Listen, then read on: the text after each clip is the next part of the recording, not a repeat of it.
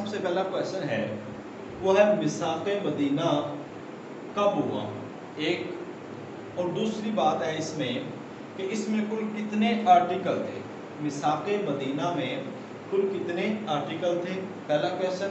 اصل میں کویشچن یہی ہے کہ اس میں آرٹیکل کتنے تھے۔ یہ 2011 کے اندر کویشچن آیا ہے کہ میثاق مدینہ میں کتنے آرٹیکل تھے، تو میثاق مدینہ میں آرٹیکل تھے 53۔ یہ سب سے پہلا میثاق ہے جو دستوری، جس کو کہتے ہیں دستور ہے ایک، جو مسلمانوں اور وہاں پہ موجود یہودیوں، وہاں پہ موجود عیسائیوں اور وہاں پہ موجود جو ہے انصار، یہ گروہوں کے درمیان ہوا ہے۔ تو میثاق مدینہ آپ اگر دیکھیں تو یہ کب ہوا ہے، ایک تو کویشچن اس میں سے یہ بھی حل ہو سکتا ہے، اگرچہ یہ ہسٹری کا کویشچن ہے۔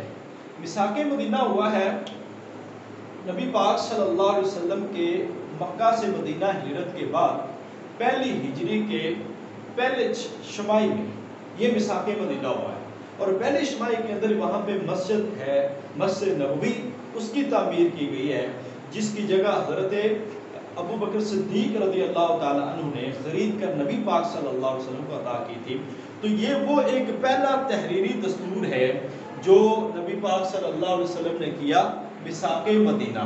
اب یہ میثاق مدینہ کب ہوا ہے یہ آپ کو علم ہے، میں نے بتا دیا کہ میثاق مدینہ ایک ہوا ہے پہلی شماہی، یکم ہجری پہلی شماہی، اور دوسری چیز ہے کہ یہ 53 اس کے آرٹیکل تھے، 53 آرٹیکل کا یہ میثاق مدینہ ہوا ہے جو نبی پاک صلی اللہ علیہ وسلم نے کیا۔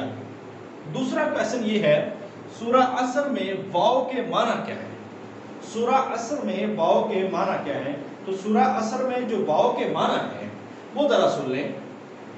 سورہ عصر کے جو لفظ ہے واو، اصل میں واو ہوتا ہے قسمیہ، واو ہوتا ہے قسمیہ، قسم کے لیے ہے۔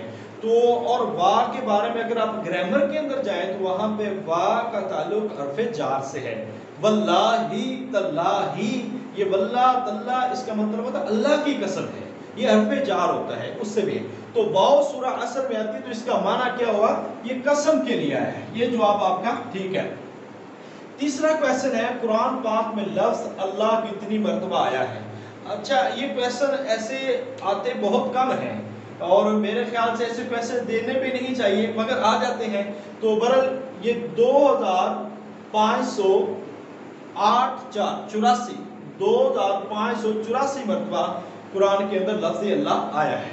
اگلا کویشچن ہے ہندوؤں کی دینی کتاب وید، پران اور اپنشد ہے، یہ بتائیں کل پران کتنے ہیں۔ اب یہ ایک بات کہی جا رہی ہے کہ کل پران کتنے ہیں۔ ہندوؤں کی دینی کتابیں، یہ بھی آپ نے سمجھنا ہے، جب ہم کمپیریٹو اسٹڈی آف ریلیجن کریں گے اس وقت یہ کویشچن آئیں گے کہ ہندوؤں کی کتابیں جو ہیں وہ کون کون سی ہیں، اور وید کیا ہے، پران کیا ہے، اپنشد کیا ہے۔ یہ مختلف چیزیں ہیں جو ہمارے جو کمپیریٹو اسٹڈی آف ریلیجن کے اندر آنی ہے، اس کو ہم نے بڑی ڈیٹیل سے پڑھنا ہے۔ انشاءاللہ جب وہ آئیں گے تو اس کو ہم انشاءاللہ ڈیٹیل سے پڑھتے جائیں گے۔